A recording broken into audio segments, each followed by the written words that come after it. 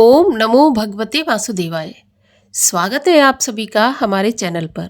आज के इस वीडियो में आप सुनेंगे कार्तिक मास के महात्म का अध्याय 31 और 32 की कथा। तो इससे पहले मैं कथा आरंभ करूं, आपसे एक ही आग्रह है, अगर अभी तक आपने चैनल को सब्सक्राइब नहीं किया है, पहली बार मेरे चैनल पर आए हैं तो चैनल को सब्सक्राइब करके बेल आइकन पर क्लिक कर लीजिए और अगर कथा आपको पसंद आती है तो लाइक करके शेयर भी करिए। तो चलिए सुनते हैं आज की कथा। भगवान श्री कृष्ण सत्यभामा से बोले, प्राचीन काल में ऐतिहासिक नगरी उज्जैन में एक महापापी और दुरात्मा धनेश्वर नामक ब्राह्मण रहता था। उसके विचार अच्छे नहीं थे।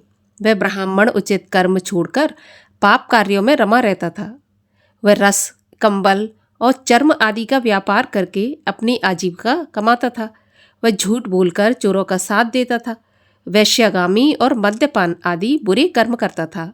वह वस्तुओं को खरीदने और बेचने के लिए देश देशांतर का भ्रमण किया करता था।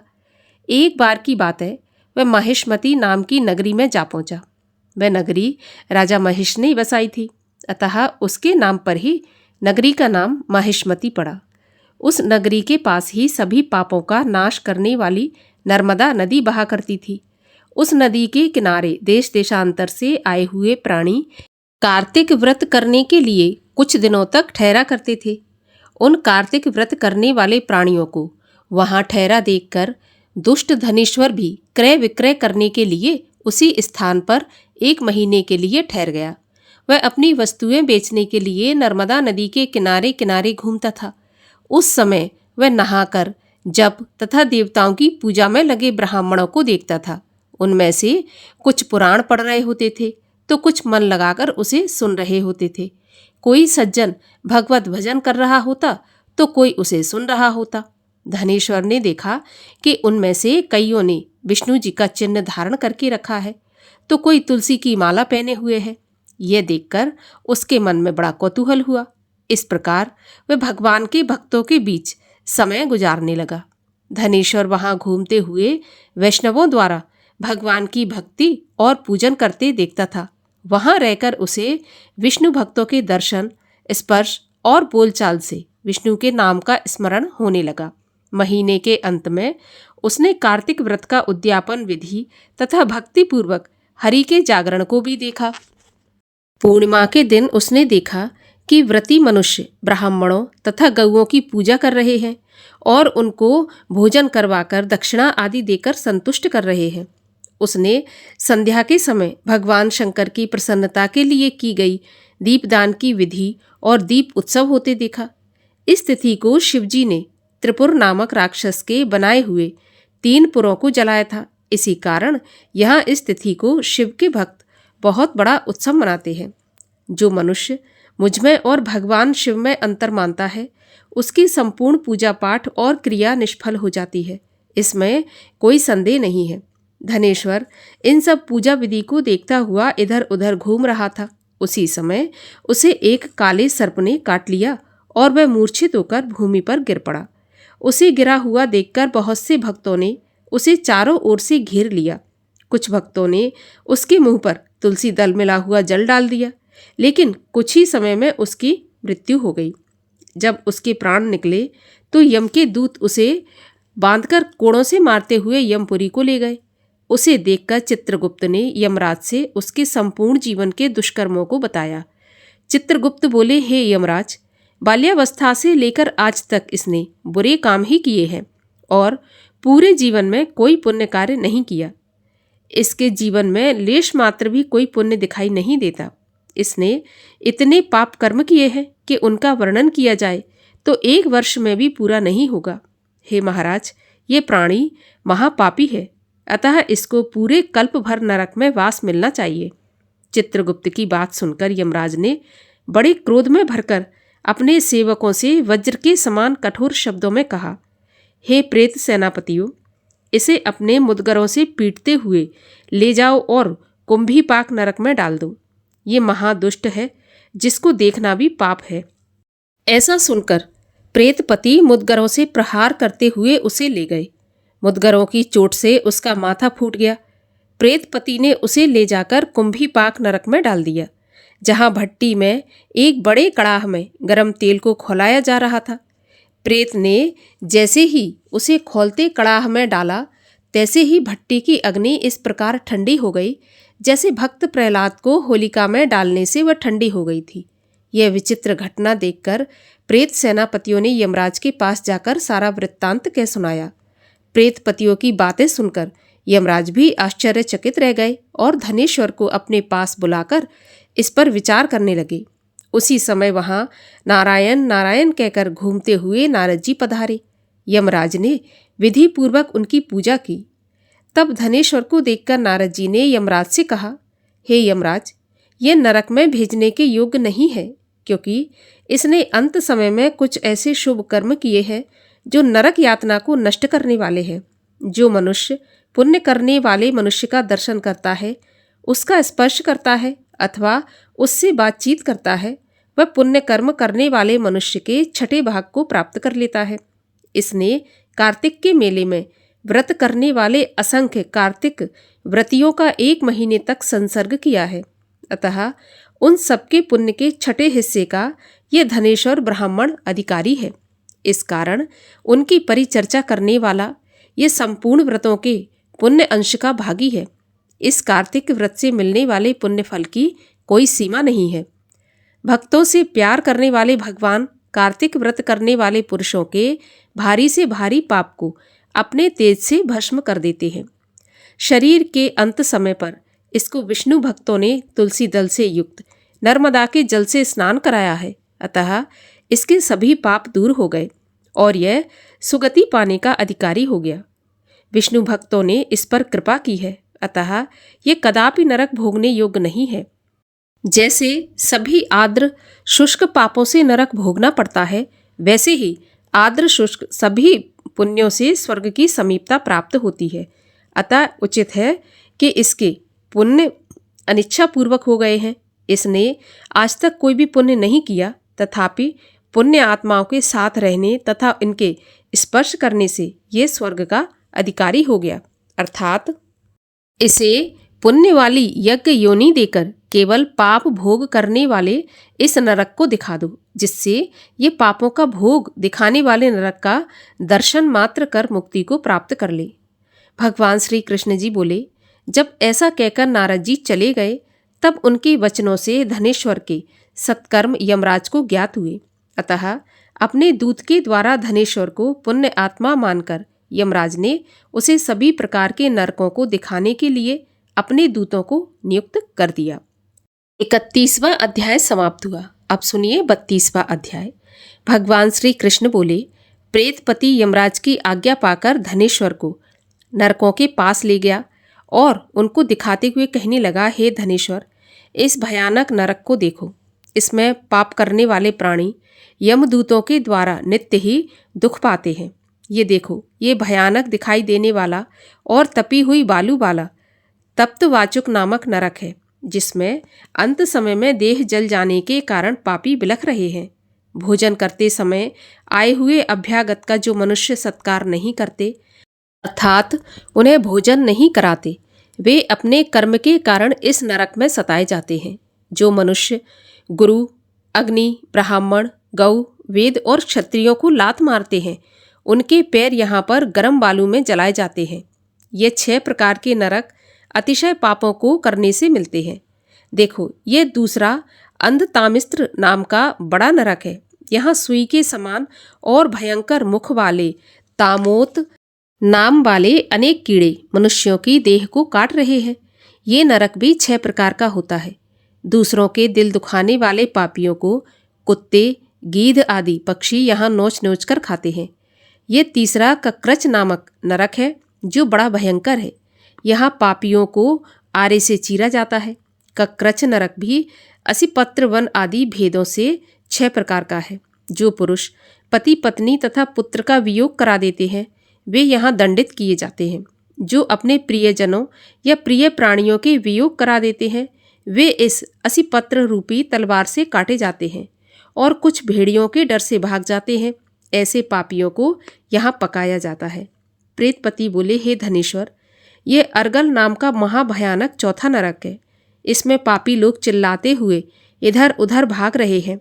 इधर देखो, अनेक प्रकार के फंदों से बांधकर यमदूत पापियों को पीट कर यातना दे रहे हैं।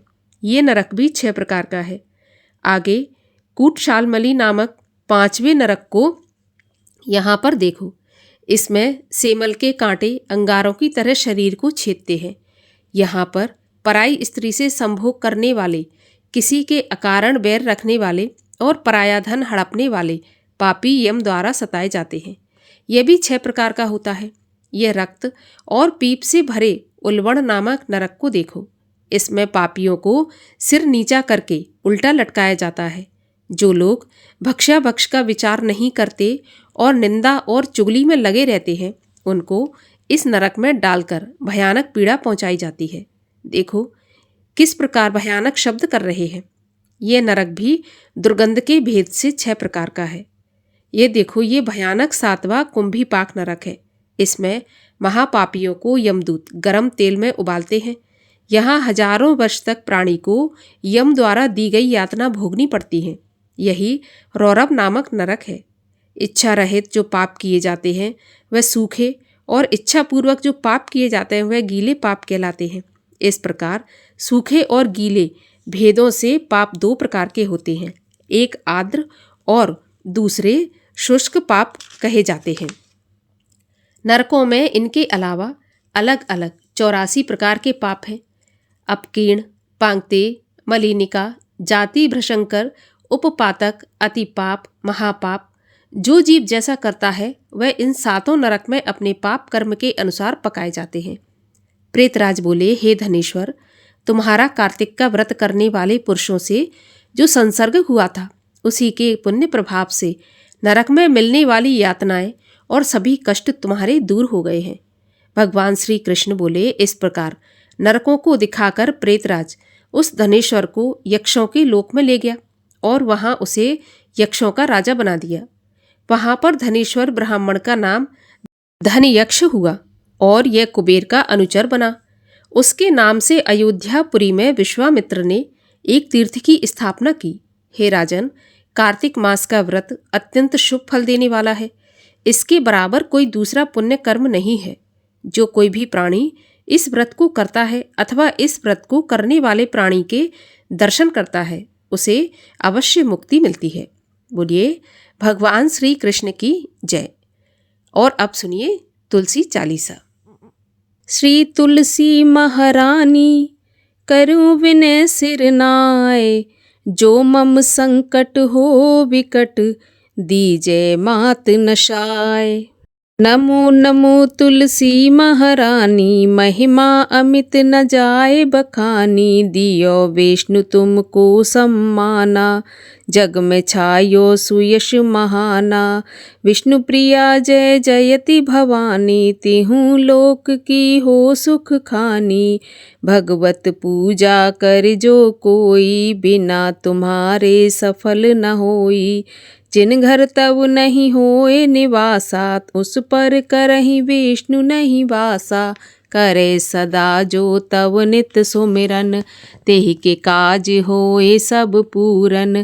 कार्तिक मास महात्म तुम्हारा, ताको जानत सब संसारा। तब पूजन जो करें कुंवारी, पावे सुंदर वर सुकुमारी।